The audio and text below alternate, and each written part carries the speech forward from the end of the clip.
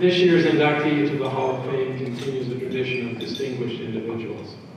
It's often said life is like a grindstone, it can wear you down or polish you up. We're here to honor tonight an individual who has spent his life helping others shine. This evening's inductee has found joy and inspiration in his life's work. As important, he has brought joy and inspiration to the lives of others by helping them find direction in life. Thank you for those who have nominated worthy individuals, those of you who have written letters of support, those of you who have served on the committee, faced with the task of selecting our honoree. Finally, thank you for taking time to join us this evening to help us celebrate the life's work of Dick Featheringham.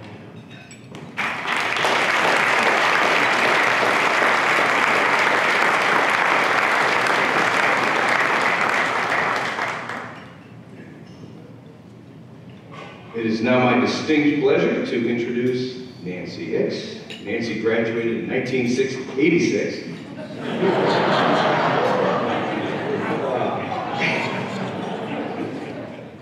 To clarify, 1986, with an undergraduate degree from CMU. She graduated with a master's degree in 1989. Was very careful about enunciating that date. And earned her PhD from MSU in 1994. Nancy has been a CMU faculty member for over 20 years.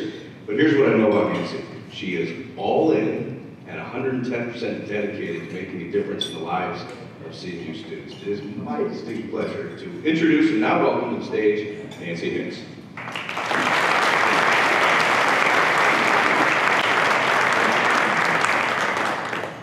I think I want to thank you, Mike, but not quite. Thank you, everyone, for attending this wonderful event. I can't tell you how proud it makes me to look out there. I've already said to some of my colleagues, thank you for coming. Not all of my colleagues ever worked with Dick, but they're here because I said, someday this might be me and I need you to show up. So thank you. I'm truly honored to do this introduction for Dick. And he hasn't figured out yet that I was the person who nominated him. Now he knows.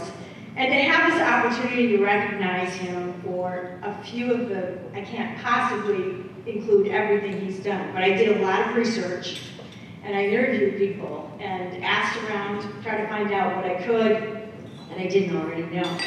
So what I did learn is that he started out, he was really smart. He married Audrey.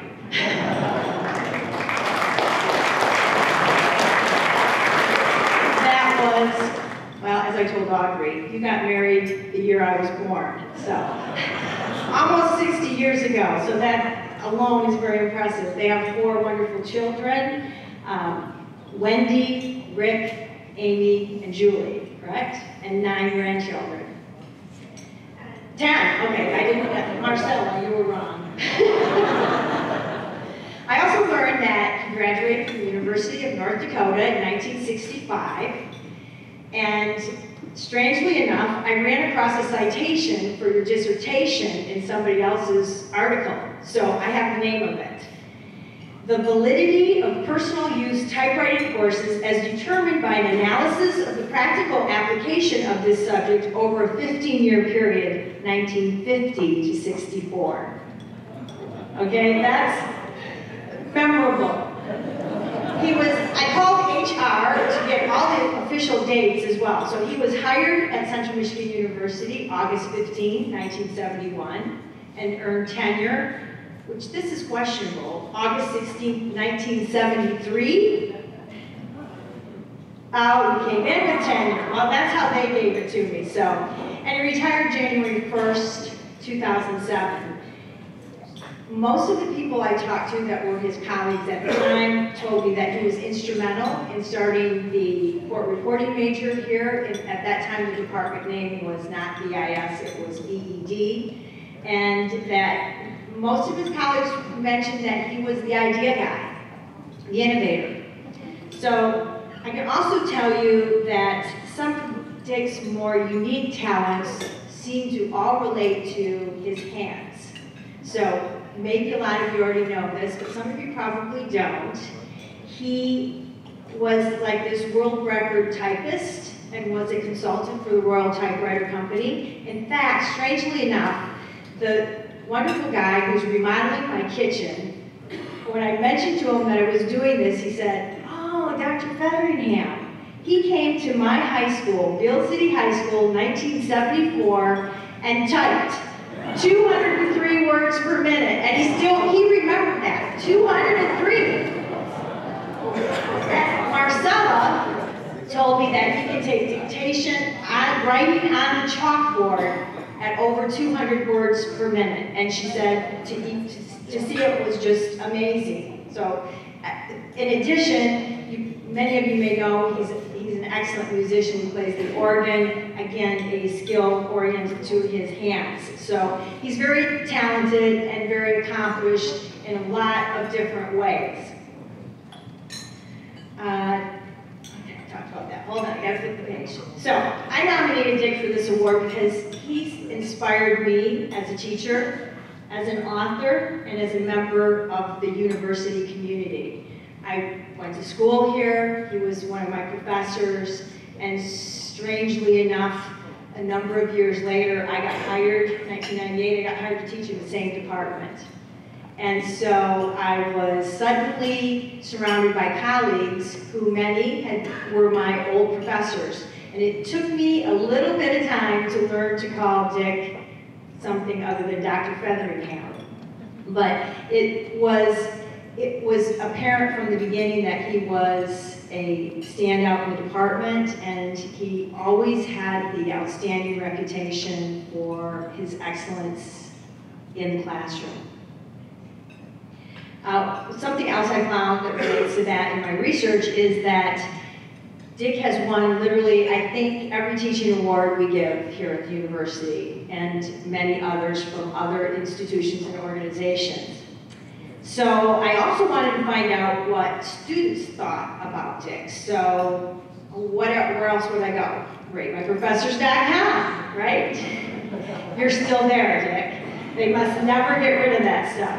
I can tell you your overall rating is an impressive 4.7. That's on a 5-point scale. And I literally am going to read to you a few actual comments from Dick's former students. Excellent prof. You'll never get another teacher that cares about your success as much as he does. A bit strict on his assignments, but you use most everything you learn. By far the best prof at CMU. He is funny, laid back, and extremely nice. Material is easy, but he can grade hard on grammar. Quizzes are a piece of cake, and in-class writings are also easy. I highly recommend him. Mind you, I teach almost everything that Dick used to teach, so I totally get this. Number 3, Featheringham is one of the nicest teachers I've ever had. He truly cares about all of his students. I look forward to taking one of his classes again in the future. Very strict on grammar. I had this professor back in the early 90s, and he was great. He is one of those profs you will never forget because he actually taught you something you can use in the real world. You will thank him later for being tough on grammar. Greatest prof ever! Exclamation point, 3 of them. Nicest and sweetest old man ever. Sorry. At least we know they still liked him near the end, okay? Can't help but love him. Pretty easy assignments, which he explains really well. Just watch out for grammar. He is sort of paranoid about that. And the last one, I think this one really says it all. Doesn't say anything about the grammar. He is awesome, respects students, easy to talk to, willing to help at all costs.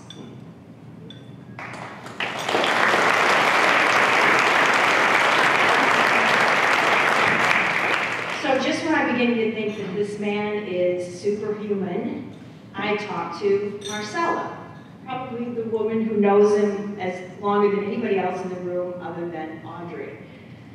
So she, for years, had an office right across the hall from Dick's, and she would observe students in his office and notice that whenever a student complained about perhaps a grade, They would also tell him how hard they had worked on that assignment. And Dick's typical response would be, well, nobody ever died of hard work. So at this time, I'd like to invite you to view a video we've created in Dick's honor, and I'm sure you're going to enjoy this. I can't think of anyone who is more maroon and gold through and through than Dick and Audrey. Ever since Richard's been here, he's been really CMU all the way. He and his wife were icons around here when I was going to school. I mean, everybody knew Doc and Mrs. Featheringham. They have supported the university, just what I'm aware of, in so many different ways, not only with their time and their investment in the university, but their involvement. He has got a great wife. Audrey has been with him every step of the way, and arm in arm.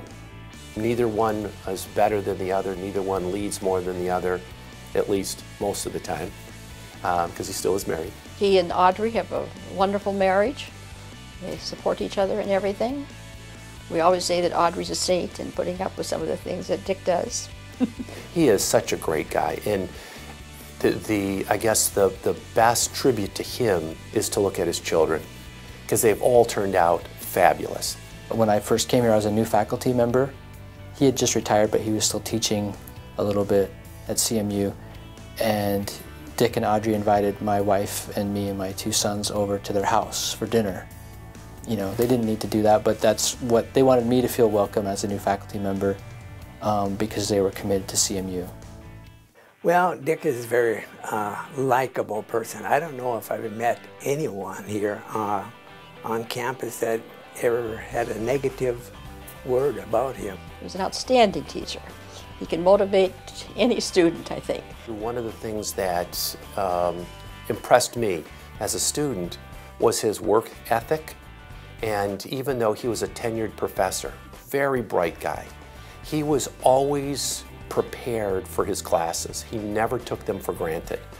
When AACSB was requiring that there be a business ethics course, and of course the philosophy department couldn't handle the hundreds of students that the College of Business would have, and so we were asked as faculty to volunteer to take a retraining course, I guess you might say, and so we would be able to teach that business ethics course. And Dick was the first one to jump forward. I will tell you, to this very day, when I write anything professional, if I'm writing a letter, Doc Featheringham's in the back of my head telling me, make sure I'm focusing on the receiver, not on the writer, and I don't write anything without thinking of Doc Featheringham.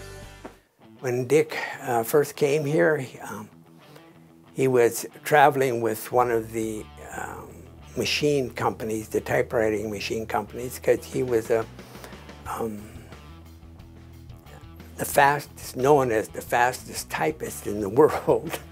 He, at that point in time, was typing 202 words a minute, which I believe that the world record now is at like 212 or something of that nature. In fact, the electric typewriter wouldn't return fast enough for him to do his full speed.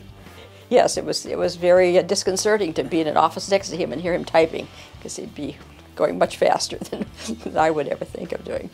His thirst for knowledge always came across in the phrase, yearning to learning. While he was a professor here, he took advantage of the CMU tuition credit, and he got a music degree. I believe it was a bachelor's and a master's. Lots of people draw the possibly the wrong conclusion that if you're a good pianist of some sort, whether it be organ or whatever, you would also be a good typist because of the finger motion. But I think the studies have proved that actually it was just the ability to practice. You had to practice a lot for both of them, and he was willing to practice. Dick and Audrey are hilarious. When you sit down and talk to Richard, you know, he always has responses that will make you laugh. He might even be saying something that if someone else was saying it might not actually be that funny, but his delivery is really good. I actually spent my honeymoon with Dick. He always liked to remind me of that, and it's true. Dick and Audrey and my former husband and I went on our honeymoon all together to Key West, Florida. I'm working at the university through his office, and it was coming to spring break, and I had no money, no way to get to spring break, and Doc and his family always used to go down to Fort Lauderdale, actually Fort Lauderdale by the sea, and they would always stay at the Holiday Inn. And so Doc offered to say if I would help drive the family and as well watch the kids for a few hours in the morning, I'd have a spot to crash on the floor.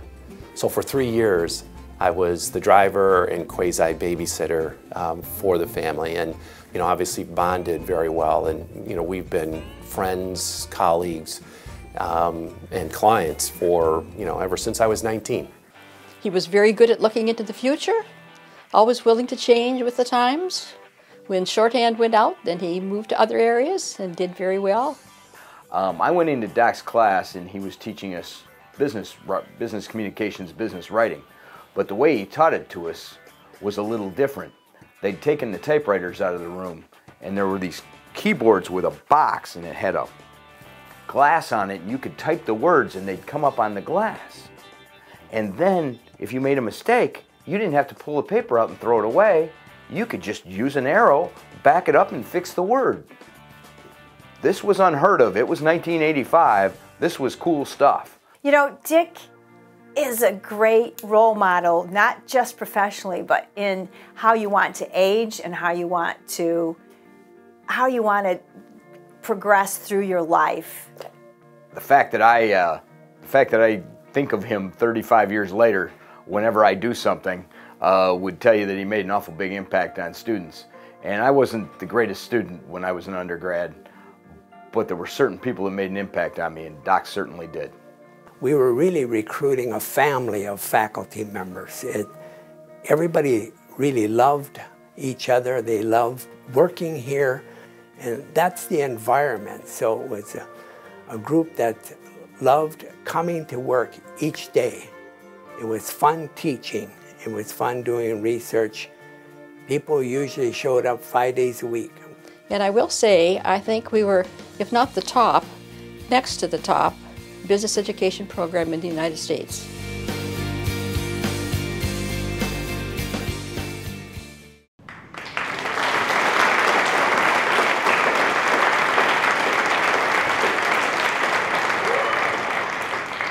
Please join me in welcoming Dr. Richard Featheringham to the stage to receive the 2018 CPA Hall of Fame Award.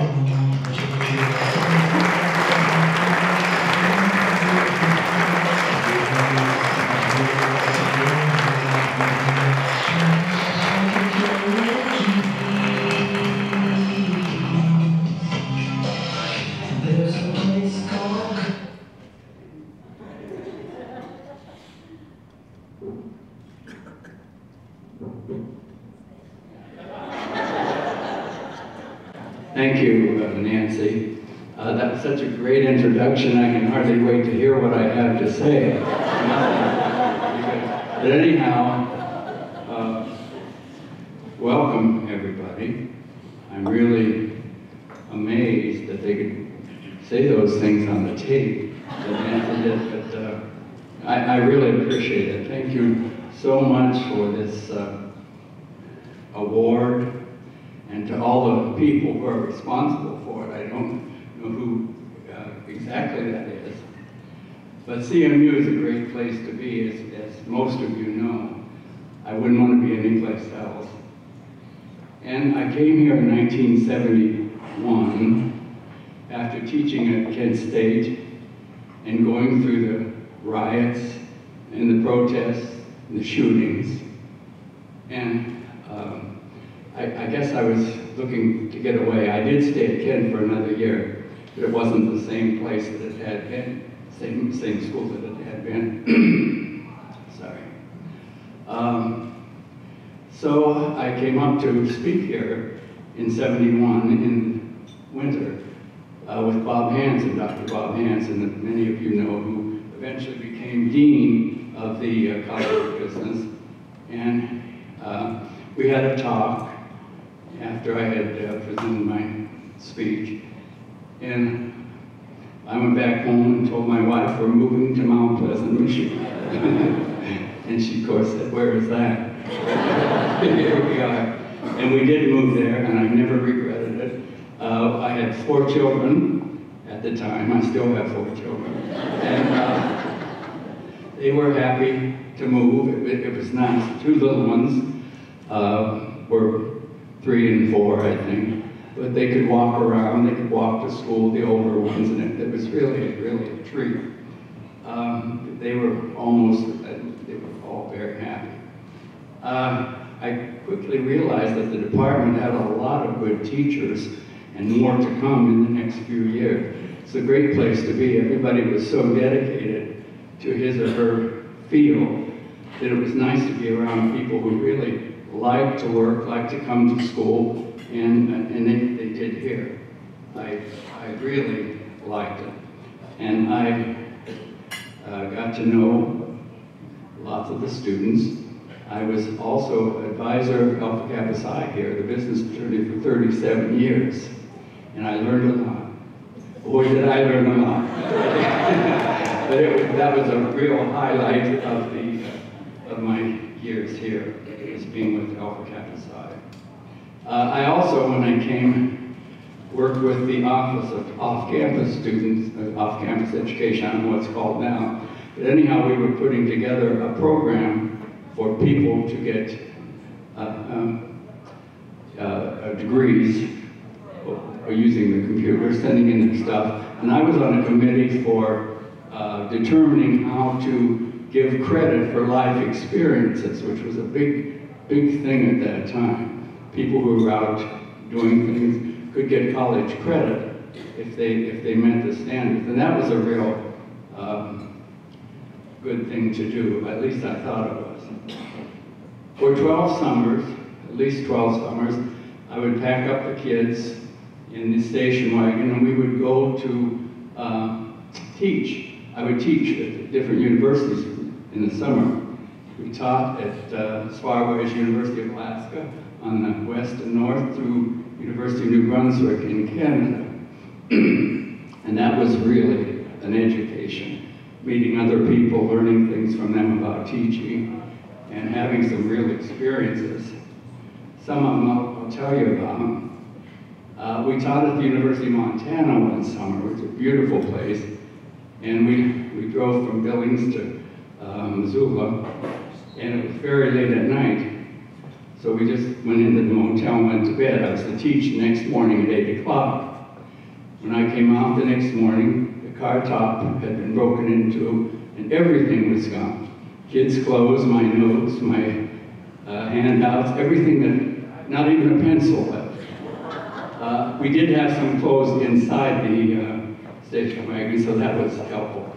But anyhow, the police came and they said, well, it's probably down some canyon by now, so don't worry about it. So we didn't. So anyhow, the first day, 8 o'clock, up in front of the classroom, I was panicking. But we introduced each other for the next 2 or 3 hours and said some nice things. And at the end of the day, at the end of the class, I was able to go to the library and make some notes. I didn't even have a pencil, that was stolen too. But I got through somehow. So I learned too that maybe the next time I do this, I should send my notes and things ahead as well as take them with me. Be prepared, because you never know. I taught at the University of Wisconsin one summer. I was hired to teach a data processing class, which was, well, you know, a big thing at that time. And I was to teach Fortran, which is one of my favorite things to teach. And when we got to the class, the first day in front of class, at 8 o'clock or 9 o'clock, the chair introduced me and said I was teaching COBOL. And you know COBOL.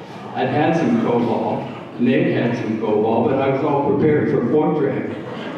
I kind of wish it had been thrown down the canyon, but it didn't do that. So anyhow, got through that one, comparing it to starting out, you know, somehow But people then, I gave them a choice to write their programs in Fortran or COBOL. And got through that one. And about, I'd say, the final exam or whatever it was, about 90% of them used Fortran instead of COBOL. So I don't know where the mix-up was. It must have been something I said. So anyhow, another one, summer, we went to the University of Alaska, which was a long way. And we drove, of course, to Seattle with all the kids in, did all the touristy things, ate at the top of the Space Needle and things like that. Now, all of these times I taught, we never broke even, because all the way out there were motels, there were food, but that didn't matter. It was just what we learned from the whole thing.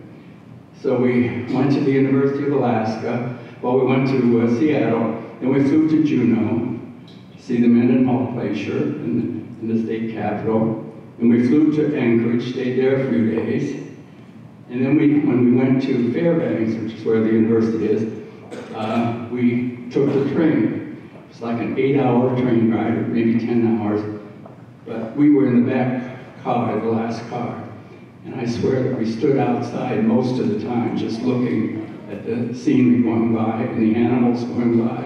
The people getting off and camping, and some getting on, they'd wave the train down. The train only went, it was very slow, but it was about an 8-hour drive, and that was a great thing for all of us. And let's see what else. Well, then we taught at Catholic University one summer, I did, and the thing that surprised me most were the bars on the windows of the dormitory. I'd never seen that before. We didn't have that in Mount Pleasant at all. But that was a real interesting experience. My wife would take 5 kids. We brought a neighbor kid with us that summer. And she would get on the bus and take them all over Washington, D.C., Mount Vernon, all the good places. And I would teach. And that was a good experience. But they got to see a lot. We all got to see a lot. I didn't get to see as much as I wanted, but that's all right. So anyhow, my wife, Audrey, is such a wonderful person that I always would volunteer her for things. I was teaching night at a business college, at a preparatory school, and they said, we need somebody who can teach shorthand. I said, oh, my wife can teach shorthand. She can do that. So she got hired, and she was teaching shorthand. Well, I don't know what I was teaching. And anyhow, when we moved to Grand Forks for my graduate work, I decided that she should get a job. And so she applied for a job just as we were leaving. And when we got there, she had a job in the phys ed department. She was a phys ed teacher. And I casually mentioned to my advisor that she also had a counseling psychology degree, and she could do something with that. She didn't know I was saying anything. But one day then, near the end of that semester, we got a knock on the door, and it was the Dean of Men. And he said, are you qualified for it? She said, yes. He said, come up to my office tomorrow. So she went up to the office, and she got the job as Dean of Women at the university. It was always Dean and Mr. Featheringham. That was something. But anyhow, I've always kept her working, and I'm very glad to do that. We've had a great time as a family, and that's the reason I do all this, as you know. And I have my kids. I have a daughter, Wendy, who's a stockbroker with TD Ameritrade in the Dallas area. She couldn't be here tonight. My son is in Japan. He's been there since 1985. He teaches English, and he just recently got his law degree. My daughter, Amy, who's over here, is a founder, and chairman, and CEO of her own company called Novel Responses, which has about 70 employees, and they work with autistic children. Really, really interesting. She can tell you more about that. Yeah. So, looking for somebody, aren't you? Yes, looking for me. So anyhow, and my other daughter, Julie, is over here. She's works for Stryker. She's been there 28 years. She was an international manager one time. She's now in a new word I just learned. What is that word? Yeah, anyhow, she's been there 28 years. She's the internet, no, she's now compliance informatics manager. Have you heard of informatics? That's the use of data to make better healthcare decisions. So they're all working, and that's great. I have 3 terrific sons-in-law. I have one great daughter-in-law in Japan who works for a, let's see, she works for,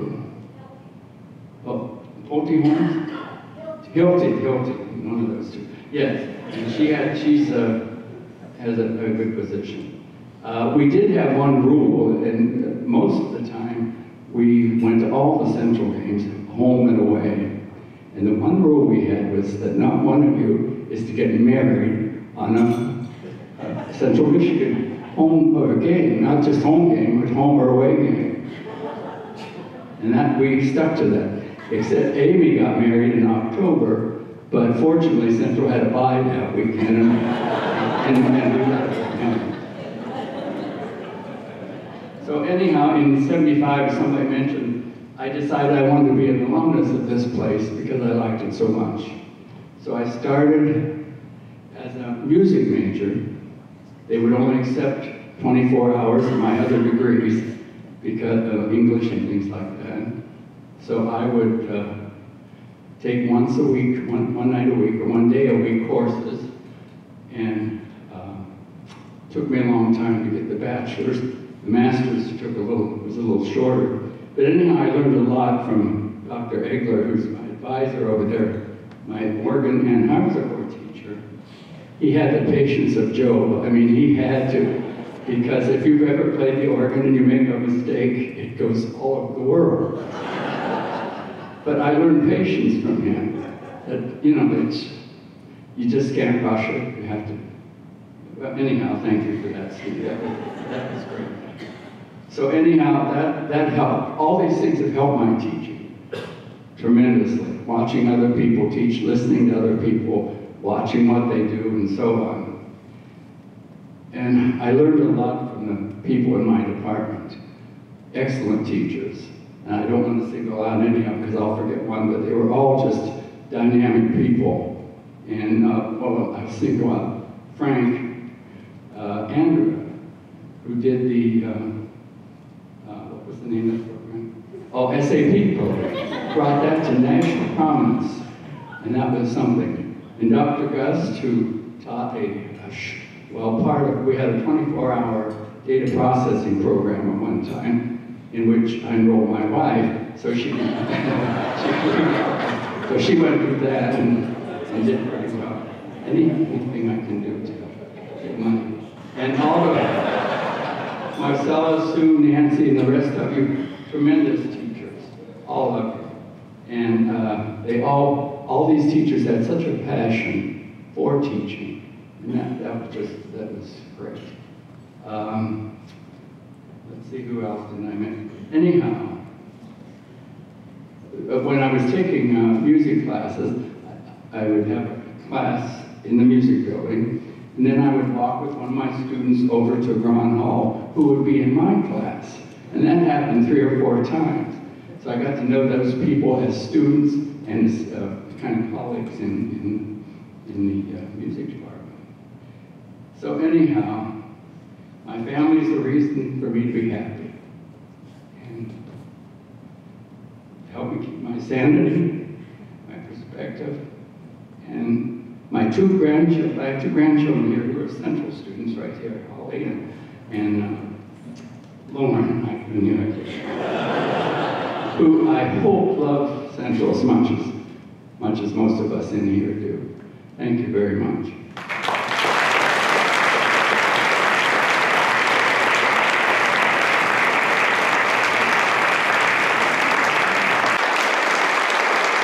We are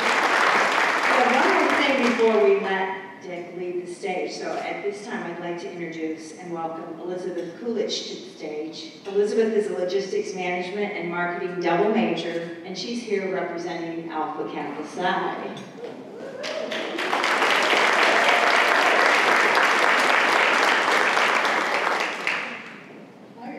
Thank you, Dr. Hicks, for the warm welcome in this celebration. So my name is Elizabeth Coolidge, and I'm representing the co-ed professional business fraternity, Alpha Kappa Psi, the Zeta Psi chapter.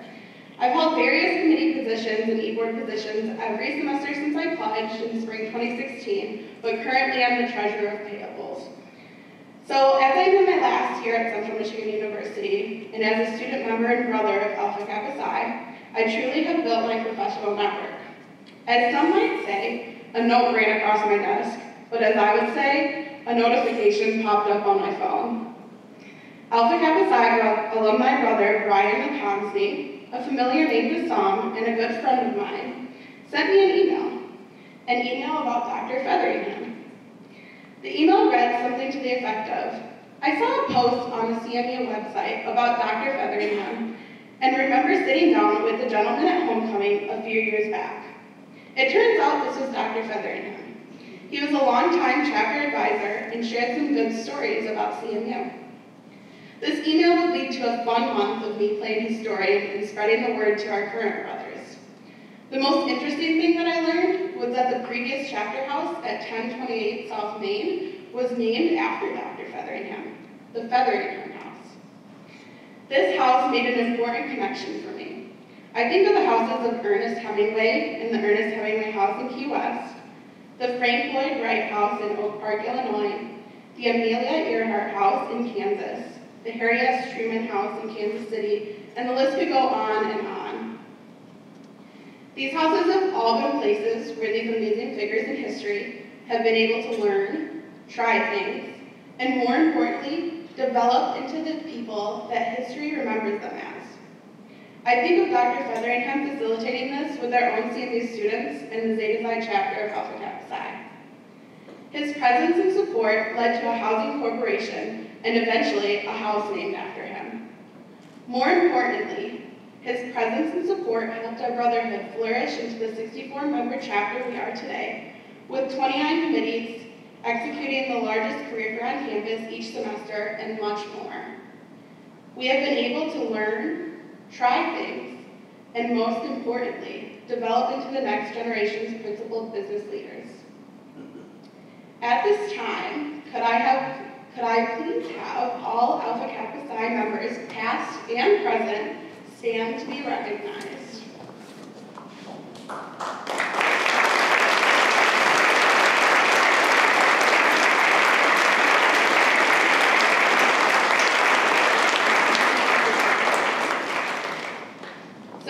Thank you, Dr. Featheringham, for your involvement with Alpha Kappa Psi, for serving 34 years as our faculty, 37 years as our faculty advisor.